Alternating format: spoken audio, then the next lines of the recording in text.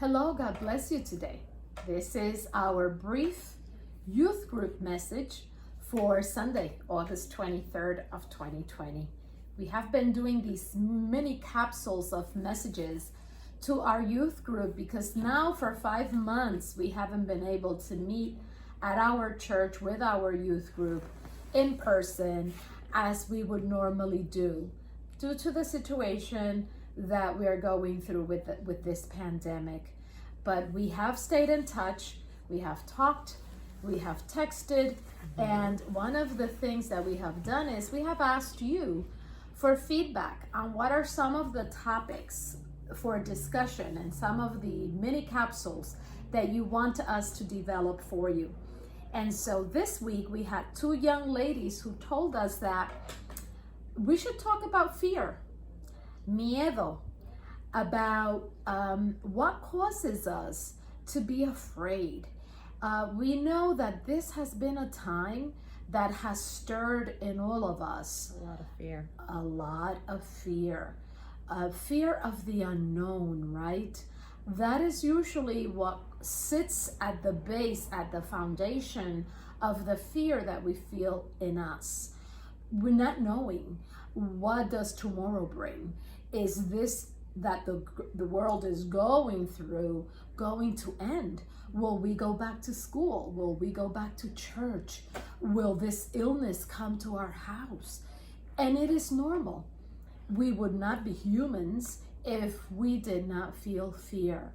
What we do not want to do is stay in it. It is an emotion like many others that we feel, but it is an emotion that can really cause anxiety if we stay in it. So today we're going to talk about the definition of fear, because one thing that I can tell you is that once you understand something, you're better equipped to deal with it. So what is fear? I think Natalia has a definition to share with us. So I just Googled it and I just typed in definition of fear, and it said fear is a noun and it is an unpleasant emotion caused by the belief that someone or something is dangerous, likely to cause pain, or is a threat. What I found so interesting is that it's an emotion caused by your belief in that something is going to be dangerous, painful, or is a threat to you. So, for example, a lot of us when we're kids, we're afraid of the dark. Now, what is the belief that we think is going to happen when we're in the darkness? Is it dangerous in the dark?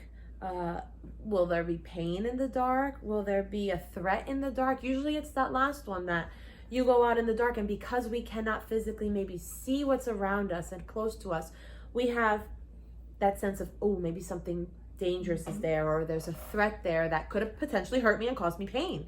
So that fear almost makes sense, but you have to remember that even in the darkness, you're not alone, even if you are completely alone. Right? You have to know where you are. You can always prevent certain situations, or being in a certain situation where you're in the darkness. You know, if you're in your own room, you know what's in your room, where everything is. You know, sometimes you walk around half asleep in the middle of the night to go get a drink of water, and you're not as afraid of the dark because you know what's around. And so when we're afraid of the dark, we are afraid of the unknown. We don't know what's in the dark. You know you're in your room, you know what's inside your room, but because it's dark, you become fearful because you can't predict what you're going to encounter, or you can't see clearly, you know, what's coming at you. You believe there is something in the darkness that can hurt you, that can be a threat to you. You believe that, but it is not what is in the dark, right? Once you turn on the light in your room, you see there was nothing there. There was no threat to you. But that's why it's an emotion. If we learn to control that, we are good. We have other emotions that we have learned to control, like anger. It's important to learn to control anger because anger can cause you to make choices and decisions and say things that you could regret. Yeah. So fear is, as the definition says, a belief. It's in our head. We think that something can hurt us and we are afraid of the unknown. It is normal, as I said before, but we have learned too that our mind, the beliefs that we have in our mind, can be changed, right? So how do you work with yourself to free yourself from that fear? What are some things that you look for to be able to understand that you should not be fearful? I, for one, can say that looking at all that's going on in the world, one thing that I have done to prevent becoming afraid of what tomorrow brings, because it's the unknown with all of this, the pandemic and the crises and economic issues and political issues and social unrest and all those other things. I too could become afraid of what's in the tomorrow for us because it's unknown. Mm-hmm. But what I have done is I look at the pattern of how things have happened in the world before. There has always been change in the world. There have always been problems in the world, crises, pandemics in the past. And the pattern of events tells me that everything comes to an end and that this crisis is not going to last forever, that we are not going to be fighting a virus forever, that we have to live in the moment, in the present, that I can't worry so much about tomorrow because guess what? God is already in our tomorrow. And he is going to take care of things as he has always done because he is in control. That power that is greater than us is truly in control of the universe and of all that happens. So that is how I have worked with my belief in fear, and I have taken my beliefs in God and substituted the fear for those beliefs. Yeah. I've looked at how things evolve in our planet and in this earth, and I know that in the end, everything will work out and we are going to be okay. Yeah, and another way, certain fears we can learn to deal with. Like, for example, to get over your fear of the dark for the best sake, right? Exposing yourself to it in a controlled way, right? Turning off the lights at night for a minute. Just sit there and use your other senses. You can't see. What do you hear? What do you feel? What can you touch? Ground yourself. Where are your feet? Really be in that moment and realizing, okay, nothing this time. Lights on. Exposing yourself to your fears. If you're afraid of what's another fear? Oh, let me tell you, I've had good friends that are deadly afraid of speaking in public. Oh my goodness. They would get panic attacks if they had to speak in front of a large group or of an audience. And they had to work through those fears because if you're an educator or you're a school principal or a superintendent, you always have to speak in front of people. But that is a fear that you overcome by practicing, by watching others. How do others get over that fear?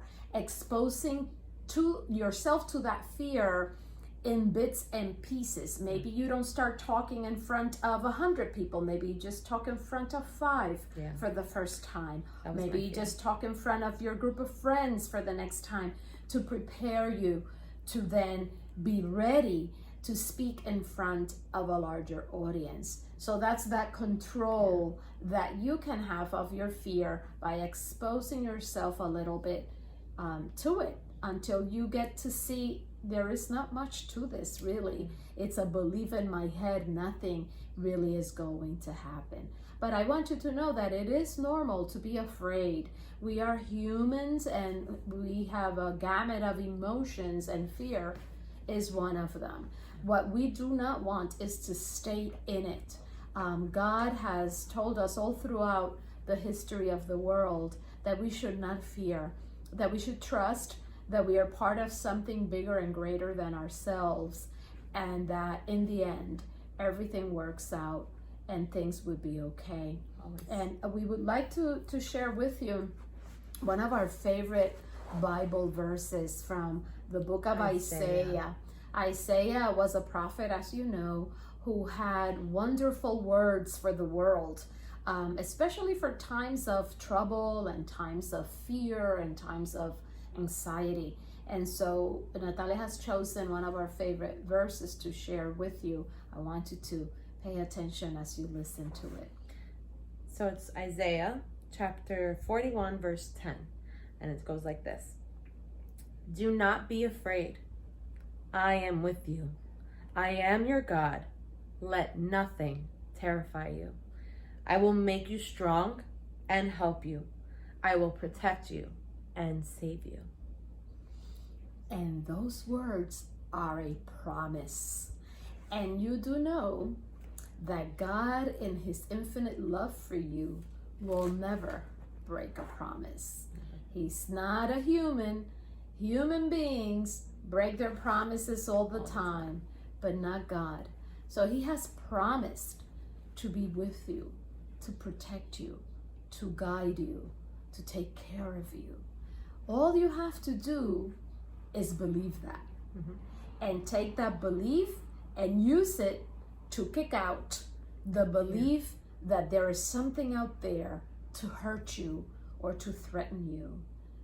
Do not be afraid, because you belong to a powerful God, and he is awesome.